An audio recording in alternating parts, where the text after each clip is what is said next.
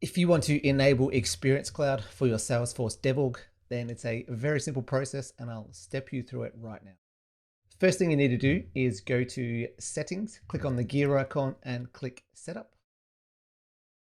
Once the setup area loads, we need to search for Experience in the quick find box on the left-hand side. Just waiting for it to load. Now in the quick find box, I'm going to type Experience. Bit laggy today. We'll see there's one option comes up, which is digital experiences, and this is all of the Experience Cloud related features and functionality. So firstly, we go to Settings.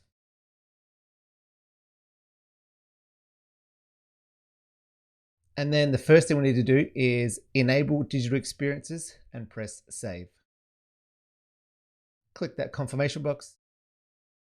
It'll now take some time to configure all the relevant packages and scripts behind the scenes, and it'll give you a success message once those have been created.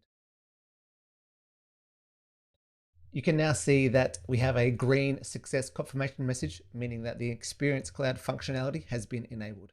From here, we can create our first Experience Cloud site by clicking on New. It'll bring up a range of different templates we can choose from to get started with Experience Cloud. Now there's a whole range of templates you can choose from to get started with Experience Cloud, or you can start with a blank slate and create one from scratch. I hope that helps.